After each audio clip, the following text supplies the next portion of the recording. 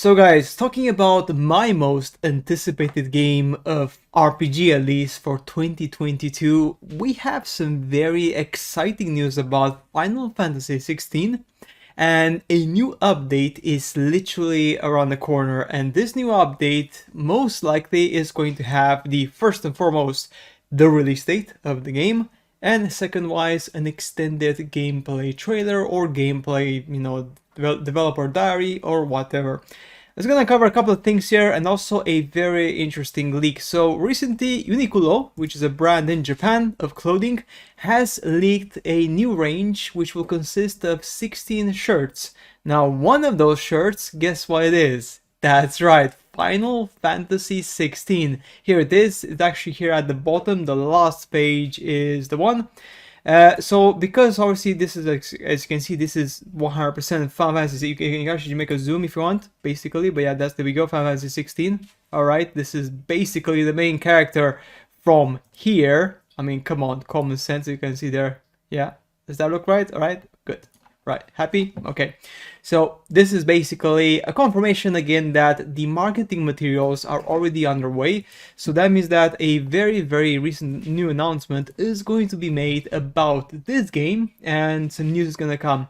Now also we have an update on the official website, which is this one here, guys, and we have some very interesting news.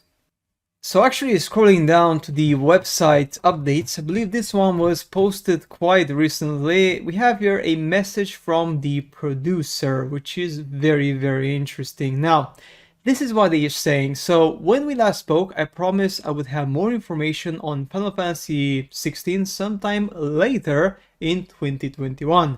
However, I regret to inform you that I will be unable to keep that promise as complications stemming from the ongoing COVID-19 pandemic have delayed the game's development by almost half a year. Now, this is really important date because if you guys remember, they were meant to show a lot more information towards the end of 2021. Now, if we add things together, we're looking at maybe, for example, November, right? October, November, for example. That's kind of like later in 2021. It's almost been half a year. So we're almost in April and May is just around the corner. And again, after that, what do we get? We get the Summer Game Fest. So most likely, my personal opinion is that there will be an announcement in the Summer Game Fest for this particular game, and they're going to do a big reveal. As in, they're going to talk about the story more, they're going to talk about some other features, and most likely the release date of this game is going to be somewhere around fall. We're looking at potentially, I mean, that's the thing. Actually, my bad. I'm gonna take that back because also they have Forspoken as well, which is going to be releasing sometime, I think, in October or November. So because Forspoken is actually releasing towards the end of the year, I am pretty sure that this game could be coming out even earlier. So we're looking at maybe June, July. This game could be launching, all right? Because they've been spending a lot of time in development and now they have to recoup the cost, because spending too much time creating a game can also have negative effects. So this is really important. You have to bake it in the oven for the right amount of time. Now they've said here something quite interesting, because they said the following: because of COVID-19 they had issues, they had to decentralize the workforce, and also unfortunately this hampered communications from the Tokyo offices, which in turn has led to delays in, or extreme cases, cancellations of asset deliveries from our outsourced partners. So of course they have like partnerships with different companies to help them in creating the game. Now that said, we have spent much of 2021 addressing this issue and hope to see its impact to a minimum by the new year. So again, this means that at the start in January they're already pretty much doing quite well and the development of the game is going really good, allowing us to better focus on the task at hand, increasing graphic resource quality, refining combat mechanics, fleshing out individual battles, putting the finishing touches on cutscenes. So the game is pretty much in a very complete state right now. Obviously this message, like I said before, was not from, I think it was a couple of months ago, right? So effectively, this combined with the leak of the t-shirt kind of tells you pretty much everything you have to know, that this, guys, is just around the corner. Now you have to remember something really important, is that when they actually showed the game, they showed some pretty cool combat and stuff like that. Now some of the assets were still kind of basic and stuff like that, so this is why obviously they're saying that they're increasing the graphic resource quality, as in they're increasing the graphical fidelity of some of the NPCs, some of the landscapes. I mean, obviously you're gonna make it better the more time you spend on the game, right? So also this game is only going to be exclusive of a PlayStation 5. So because it's PlayStation 5 only, they don't have to hold back. They can just basically do as much as they want. So that leaves us with the question, when can we expect the next round of information? Well, I'm happy to announce the current plan is to conduct our next big reveal in spring 2022, as we seek to build excitement leading up to the game's eventual release. So guys, again, why is this important? Because spring, we're already in the middle of spring. Spring already started in March. Now this is April. May is the last month of spring. Okay, so of course that means that we're going to get some information on this maybe even before the Summer Game Fest, potentially, because if Square Enix is smart, they want to make this a huge event, and of course if they do it in the Summer Game Fest, it could lead up to the game being kind of like forgotten, because there's other like dozens of games which are going to be shown. There's going to be world premieres and maybe remakes of some crazy games. I'm hoping for Metal Gear Solid, but anyway, that's just my personal hope.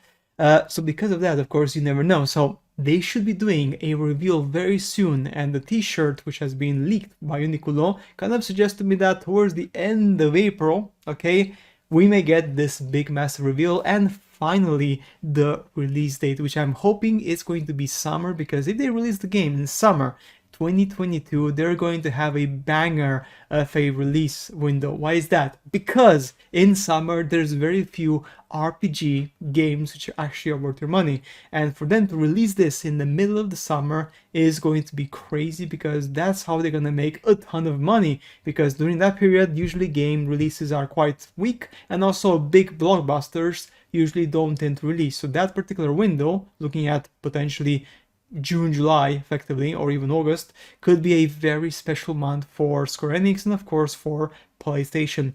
And guys, that's it for today's video. Hopefully you enjoyed this content. Make sure to subscribe to the channel, because we're gonna keep talking about this stuff, of course, and any new information, any new leaks about these Final Fantasy stuff is gonna come to the channel.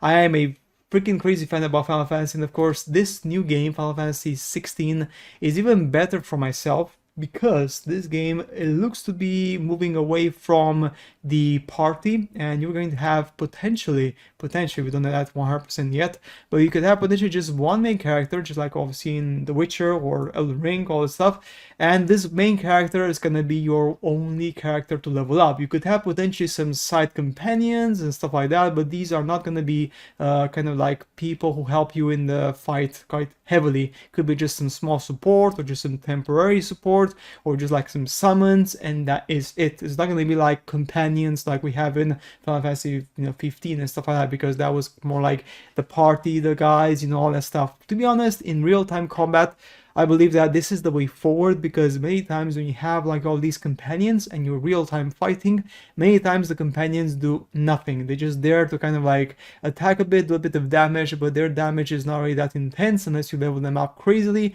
you dedicate them out of time, which is like annoying. So in terms of like combat and stuff, when it's real-time combat, again, it makes more sense to just have one main character and then focus with this character to build him, to build a story around him, to build his kind of like friends and enemies and stuff like that, and kind of make a very personal story, a very much more darker story, and kind of delve into the mental state of the protagonist, of course.